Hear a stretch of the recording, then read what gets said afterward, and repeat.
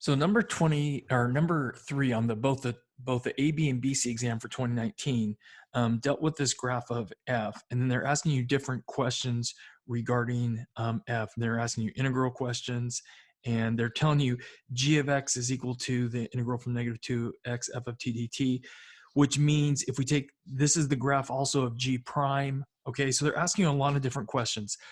Okay, so let's go through and let's answer it. Okay, they say it's continuous. The figure above shows a portion of the graph of f consisting of two line segments and a quarter circle centered at the point 5,3. Okay, it is known that the point 3 comma 3 minus square root of 5 is on the graph of f. So this would be f of 3 would equal 3 minus the square root of 5. Okay, and then for part A, if the integral from -6 to 5, okay, f of x dx is equal to 7, find the value of the integral from -6 to -2 f of x dx. So they're only giving you the graph from -2 to 5, but they're telling you it actually is from -6 to 5, okay? So if we go from -6 to 5, so that'd be way over here, all the way to 5, okay? And we remove the part that's from -2 to 5, what we would be left with is the integral from -6 to -2. So you got to think of this as like being a whole, and I'm going to remove this part, so I'm going to be left with this part over here, okay, that we can't see, okay? Hopefully that makes sense. All right, so I'm going to get my paper and we're going to work this out. Okay, so we want to find this value. So we want to find the integral from -6 to -2 of f of x dx. And we know that's going to be equal to the whole. So that'd be equal to the integral from -6 to 5 f of x dx. And we know that's 7, right? And then we're going to minus the integral from -2 to 5 f of x dx. Okay, so this is equal to, we know this one's going to be 7. Okay, I'm going to slide this up now. Okay, so we know this one is 7 from what they told us, and then minus, okay, so now we have to integrate from -2 to 5. Okay, so so we're going to go from -2 to -1. Okay, that area is going to be positive. We're going left to right, and the function is above. So the area and the integral are going to be the same thing. Okay, so this would be 1/2 times, and this would be 1 times 1. Okay, and then minus this little area right here. You know what? Actually, we could go all the way across. I know I would take that back.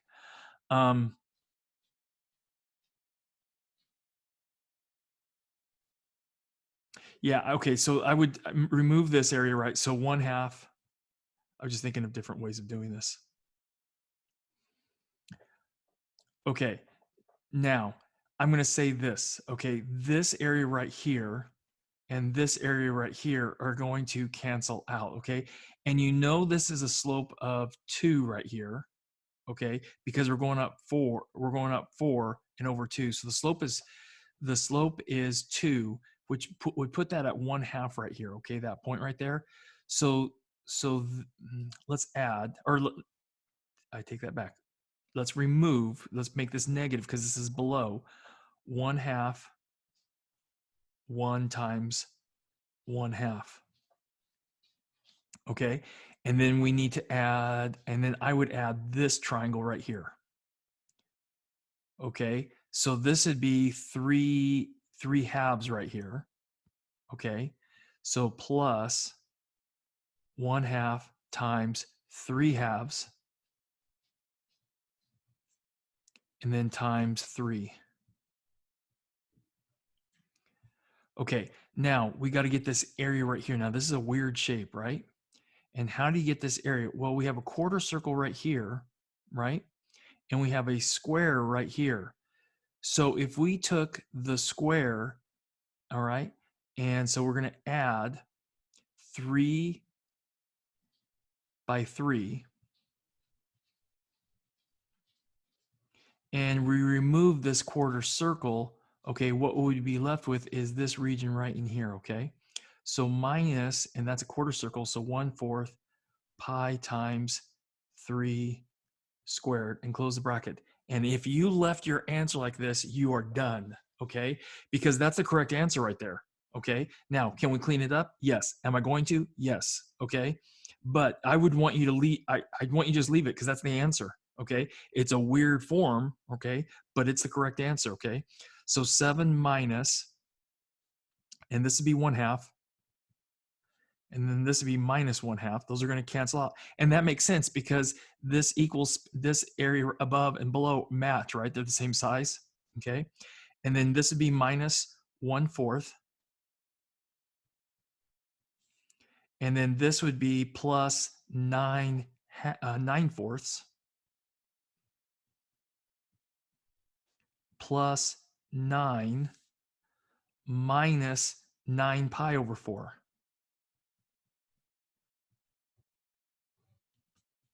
So cleaning this up some more, 7 minus, these, like I said, would cancel out. This would be 8/4, right? These two together would make 8/4, which is 2, plus the 9 is 11, minus the 9 pi over 4.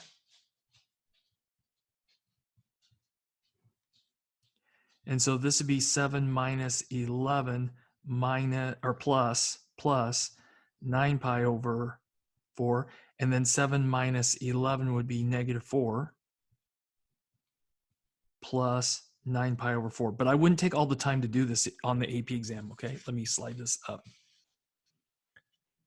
Okay, and then we could go even further by getting a common denominator, right? And this would be -16 over 4 plus 9 pi over 4, okay?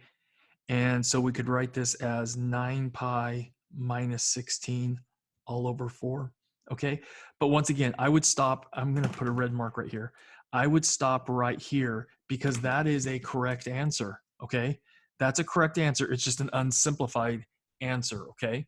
And an unsimplified correct answer is, you'll get all the points for the answers, okay? And the work shown, okay? So that's it for part A. So for part B, they want you to evaluate the integral from 3 to 5 of 2 f prime of x plus 4 and then dx, okay? So let's go to our paper and we'll write that one up.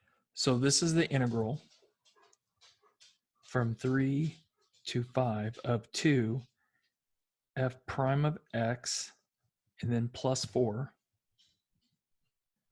And they had parentheses around this, and then dx, okay?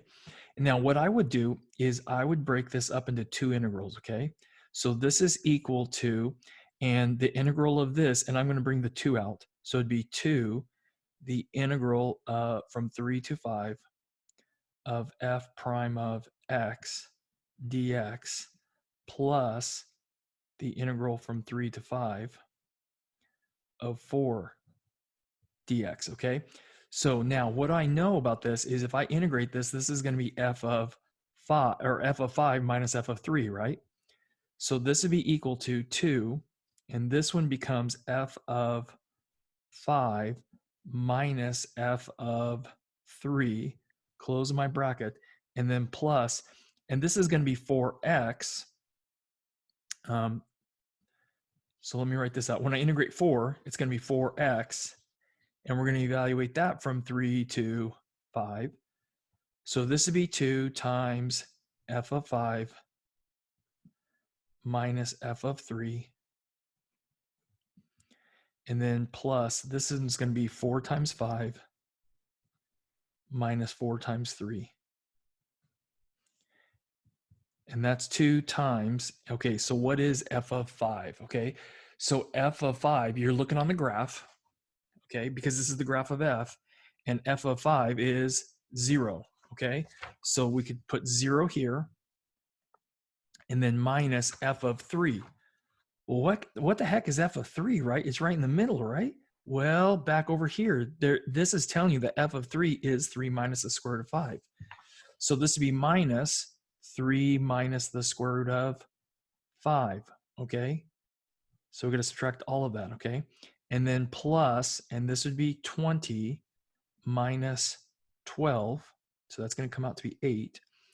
Okay, so this would be 2 times, and this would be negative 3 plus the square root of 5 plus, and then that's going to be 8.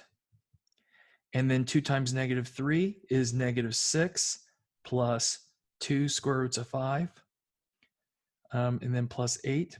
And the 8 and the negative 6 make 2. So this is 2 plus 2 square roots of 5, okay? And that's the value of it, okay? So where's the answer, okay? The first where you first see the answer to this is actually right here, okay? Because you've put, like, this wouldn't be the answer, okay? This is the numeric answer. It's just an unsimplified version. So if you stop right here, you'll be right, okay, on the AP exam. I want to stress that. I know I'm going further because it's just the way I am, okay? All right, but you can just stop right there, and that's a numeric answer. It's just an unsimplified one, okay? All right, you can't leave it as f of 5 because you haven't said what f of 5 is yet, okay? All right, but as soon as you make those substitutions, you're fine. Something else I thought of, okay, you could have written this as 2 bracket f of x and then bracket and then 3 to 5, like I have this one. You could have done that too, okay? I just want to point that out. That would be correct, okay? But that's the correct answer, 2 plus 2 square roots of 5. All right, that's it for part B. Okay, for part C, they want you to, they give you the function g given by this integral. So it's an integral function, okay? Find the absolute maximum value of g on the interval negative 2 to 5, okay? So we want to find the largest one, right? Okay, so when we take the derivative of this, g prime of x, we'd have to take the derivative of this integral function, and it would become just f of x. So this is actually equal to g prime of x, okay? So the graph of f and g prime of x are exactly the same. Okay. All right. So let's go ahead and figure this one out. Okay. So earlier we said that g of x is equal to, it's written negative 2 to x f of t dt, which would mean g prime of x is equal to f of x. And we want to figure out where g prime of x is equal to 0. Okay. Now, where is g prime of x equal to 0? Okay, so that's where the graph of f is equal to 0, right? So that would be happening at negative 1 and at 1/2 and at 5, right? So this is true for x is equal to negative 1, 1/2, and also 5, okay? All right, so that's where all our derivatives are 0. Okay, now we don't need to check all of them. Okay, here, so I'm gonna bring this back. Okay, this is a closed interval right here, right? So we're trying to find the absolute maximum. So we're gonna have to find g of negative 2, g of 5, just because those are endpoints, right? And then we need to find where we need to check the relative maximums. Okay, and then we know a relative maximum when the derivative of g changes from positive to negative. So right here at negative 1, it's changing from positive to negative. So we would need to check negative 1. Now we would not need to check 1/2. Why? Because that's actually a relative minimum, okay? So if it's a relative minimum, it cannot be an absolute maximum because it's already a minimum, okay? And then we're already gonna check 5 because it's the endpoint. So we really just need to check g of negative 2, g of negative 1, and g of 5, okay? All right, and that's it, okay? So g of negative 2, okay, is equal to the integral from negative 2 to negative 2 of f of t dt. Well, anytime we go from an integral negative 2 to negative 2, that integral is just going to be 0, okay? So that's 0, okay? Now we need to do g of negative 1, right? That would be equal to the integral from negative 2 to negative 1 f of t dt. Okay, so from negative 2 to negative 1, from negative 2 to negative 1, that's just this triangle right here, right? And it's going to be positive, okay? So this would be equal to 1/2 times 1 times 1, or 1/2, okay? And now we need to find g of 5. G of 5 is the integral from negative 2 to 5 f of t dt. Now, we actually already found this, right? We found this in part A. Okay, so I'm going to go back to my paper in part A, and it's all of this, right? It's 11 minus 9 pi over 4. Okay, it's this part right here. Okay, because that, here's my minus for that minus, right? And so all of this is the integral from -2 to 5. And that's this, which is this, right? 11 minus pi over 4. So we don't need to go through the work again, okay? So it'd be 11 minus 9 pi over 4, okay?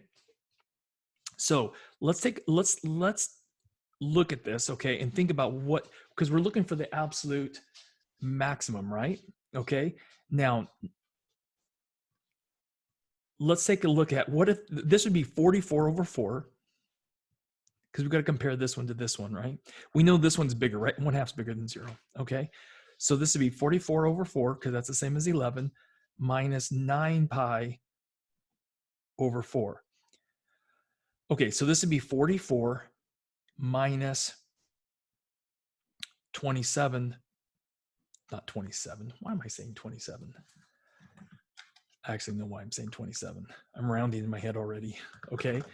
Minus 9 pi over 4, all over 4, right?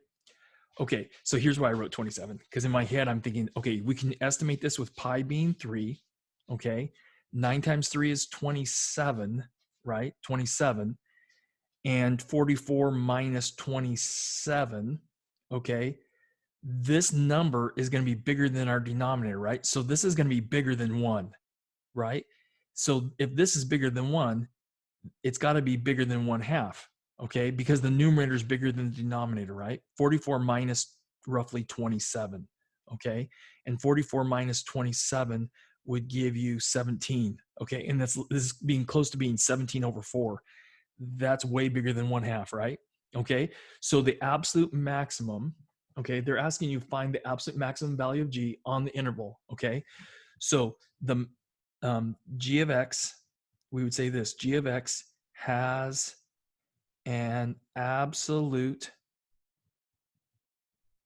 maximum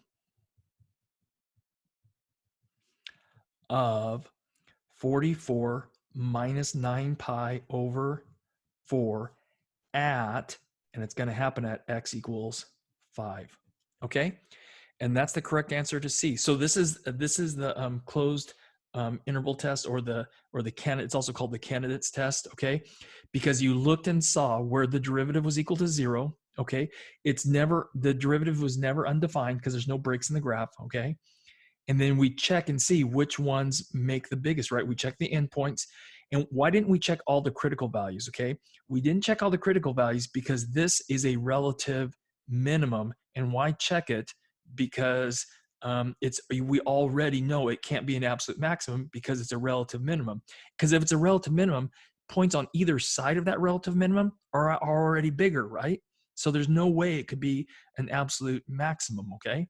All right. Now, if you include it in here in your check, great.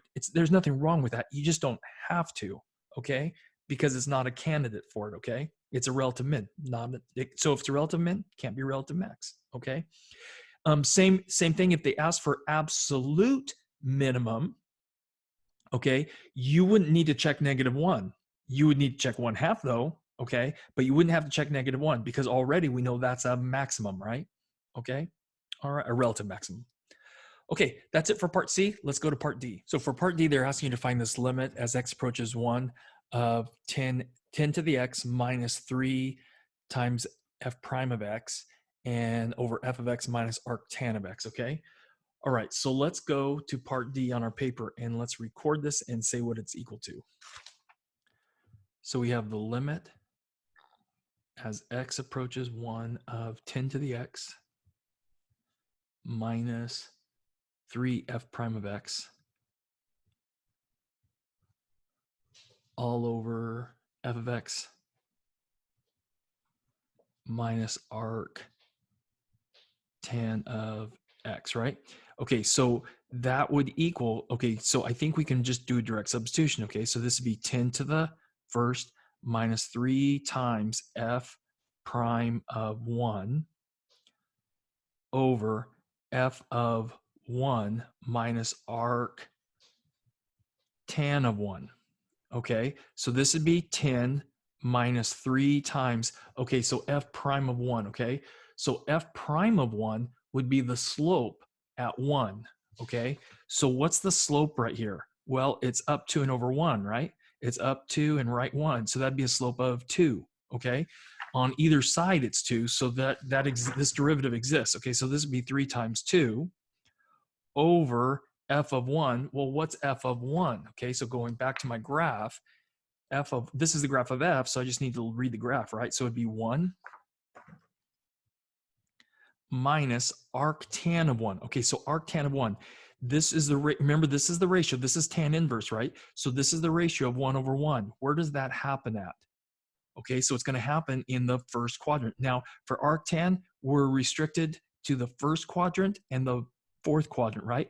And we get into the first quadrant by rotating up, and we get into the fourth quadrant by rotating down with a negative angle, okay? But we're in the first quadrant, okay? So 1, 1. This would have to be the square root of 2 because of those side lengths, and then this would be pi over 4. Okay, so minus pi over 4. Okay, if you stop here, you have a numeric answer that's correct. Okay, that's it. We're done. Okay, I'm going to clean it up, of course, though. Okay, so this is equal to 10 minus 6, which is 4 over 1 minus pi over 4. And what I would do here is I'd multiply by 4 over 4. So that would give you 16 for a numerator, and then 4 minus pi for a denominator, and that's it too. But again, okay, so on the AP exam, I would stop right here. Okay, because if you make a mistake in here, then you're going to get the answer wrong. Okay, and they won't give you the answer point. Okay, so if you stop right here, you have a correct unsimplified answer, and that's fine. Now you can also put this into your calculator. Okay, all right, but they're really saying this here, you really don't need a calculator at all to do these problems. Okay, all right. I think this is an excellent question for this year's AP exam. I mean, it's a full blown. They're testing you on a lot of stuff. They're testing you on integrals. They're testing you if you understand what f prime of 1 means. They're looking at a lot of things if you understand. Okay, all right. Okay, so let's go to the next question, which is from the question number 4 from the 2019 exam. And on this, the AB exam and the BC exam were the same exact questions, okay? So 3 questions on the AB exam are always the same as the BC exam. So I got it easy today. I only need to make one video for both AB and BC. I'm kind of happy, okay? All right, so okay, so let's go to number 4, okay? For question 4, they're giving you a barrel, okay, and it's cylindrical, which means it's like a can, okay, and it has a diameter of 2 feet. It's collecting rainwater. The water drains out through a valve, which isn't shown at the bottom of the barrel.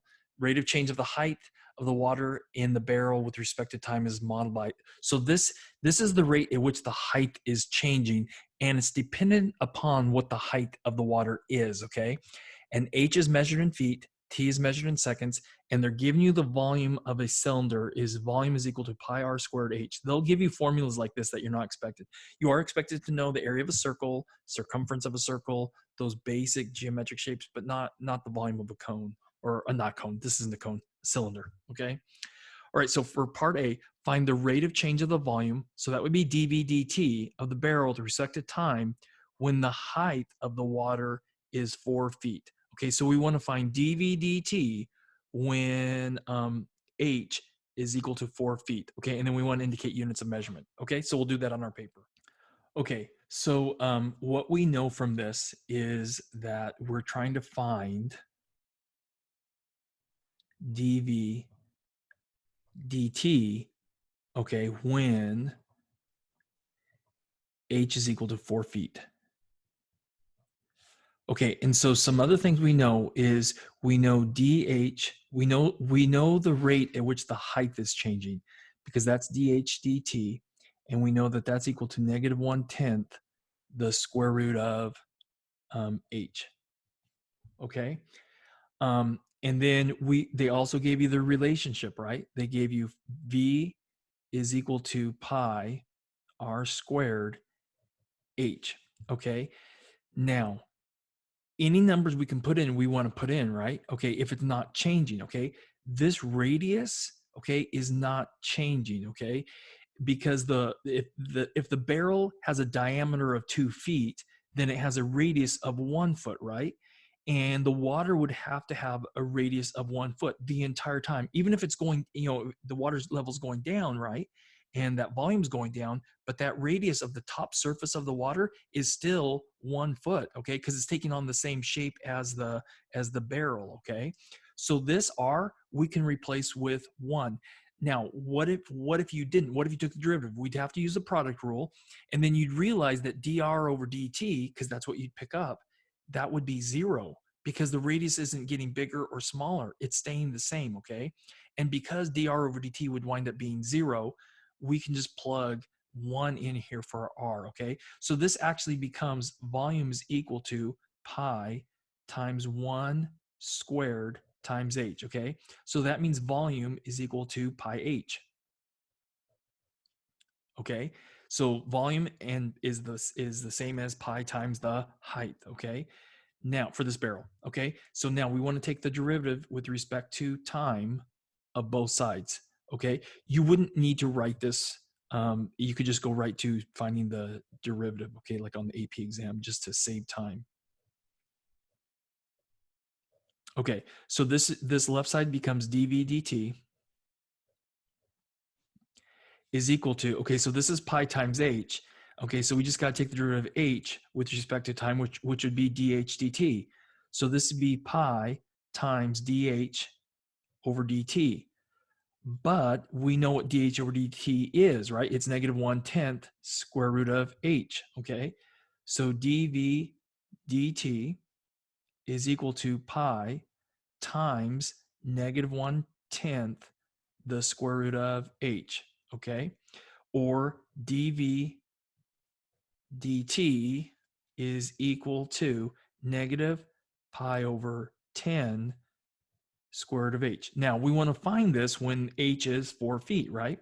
So I'm going to come up here and write dv dt at, okay, h is equal to 4, and that would be negative pi over 10 times the square root of 4. Well, that would be 2, right? So that would be negative 2 pi over 10. That reduces, so that becomes negative pi over 5. Okay, and the units on this, okay, so the volume units are, the length units are in feet, so the volume units would have to be feet cubed. Okay, so we could write feet cubed per second, okay, because our time unit is in seconds, okay?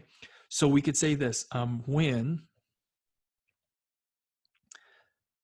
the height of the water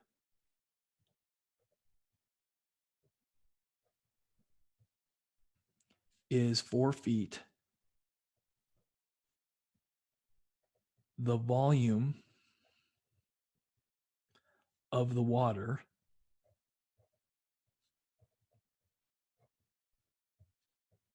is, okay, now it's negative, right? So that means it's decreasing. So is decreasing pi over 5 cubic feet per second. Okay, now right here you could put feet cubed like we wrote up here, and here you could abbreviate with second SEC. Okay, and that's the answer to part A. Okay, all right, it's a related rates problem. Okay, that's, I mean, if you were to classify this, it's a related rates problem. Okay, that's all it is. Okay, let's go to part B. Okay, when the height of the water is 3 feet, okay, is the rate of change of the height of the water with respect to time increasing or decreasing? Okay, this is really a reading problem, okay? They're not asking for if the height is increasing or decreasing. If they ask you for just the height is increasing or decreasing, that would be the dHdt, okay? They're asking you, is the rate of change of the height, right? Is this increasing or decreasing? Is this rate dH over dt increasing or decreasing? Well, how do we know if something's increasing or decreasing? We got to take the derivative of it and look at the sign of it. So the derivative of this, okay, if that is positive, then we would know the rate of change of the height of the water with respect to time is increasing. If it came out to be negative, we would know it's decreasing, okay? So we have to take the derivative of dH over dt, okay? So let's do that on our paper. So we know that dH over dt is equal to negative 1/10 the square root of h. Now this is also h to the 1/2, right? So we could also write this as negative 1/10 h to the 1/2 power, okay? So what we want to do is we want to take the derivative with respect to time for a second time, okay? So d dt of dH over dt is equal to d dt of this negative 1/10 h to the 1/2, okay? Okay, so this would be the second derivative of h with respect to time for the second time. So that'd be d 2h over dt squared, I guess you'd say. Okay, that's not correct language, but that's how it looks, okay? Okay, and then the derivative of this would be, this is the negative 1/10 is a constant, so negative 1/10 times, we've got to bring the power down, so that'd be 1/2 times h, and we got to subtract 1 from the power, so that'd be negative 1/2, and then times dH over dt, right? Okay, and we already know what this is, right? This is negative 1/10 h to the 1/2, okay? So that would make d2h over dt squared is equal to, okay, so this would be negative 1/20th, okay, times 1 over h to the 1/2 times, and then dH over dt is negative 1/10 h to the 1/2, right? So h to the 1/2 and this h to the 1/2 are going to cancel, and we have a negative times a negative, which is a positive, and we have 1/20th times 1/10, which is 1/200th, okay? So d2h over dt for the second time is equal to 1 over 200. Okay, now that's a positive value, right? And it actually doesn't even matter what h is, right? It's always going to be 1 over 200. That's always, it's a rate at which the height, it's the rate of change at which the height with respect to time is changing, and this is increasing, okay? So that means this rate is increasing, okay? All right, so let me go back and let's make sure we write this up correctly, okay? Okay, when the height of the water is 3 feet, is the rate of change of the, okay, so it doesn't even depend on this 3, right? Now, if there was an h in here, then we would need to put in 3 to figure it out, okay? So is the rate of change of the height of the water with respect to time increasing or decreasing, okay? So the rate of change of the height of the water, the rate of change of the height of the water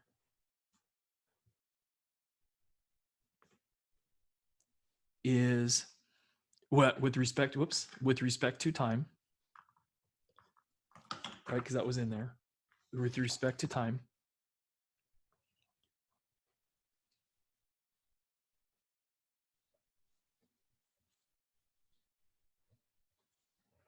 is increasing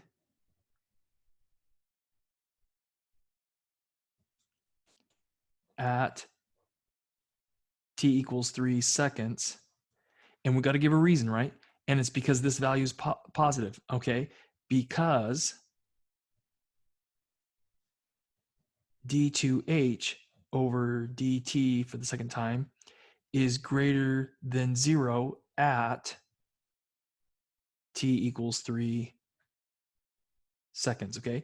That derivative is positive, right? Which tells you the function before that, which is dH over dt, would have to be increasing, okay? All right, so that's the answer to part B, okay? Let's go to part C. So for part C, at time t equals 0, the height of the water is 5 feet, okay? Use separation of variables to find an expression for h in terms of t. Okay, so what we want to do is we want to take this dh over dt function right here, right?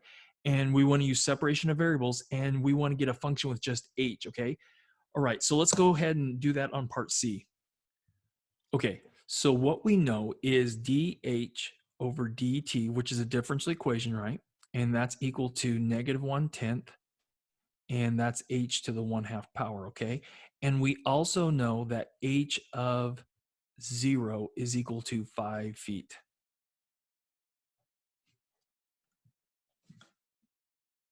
Okay, now if we separate our variables, okay, I'm going to multiply both sides by dt, okay?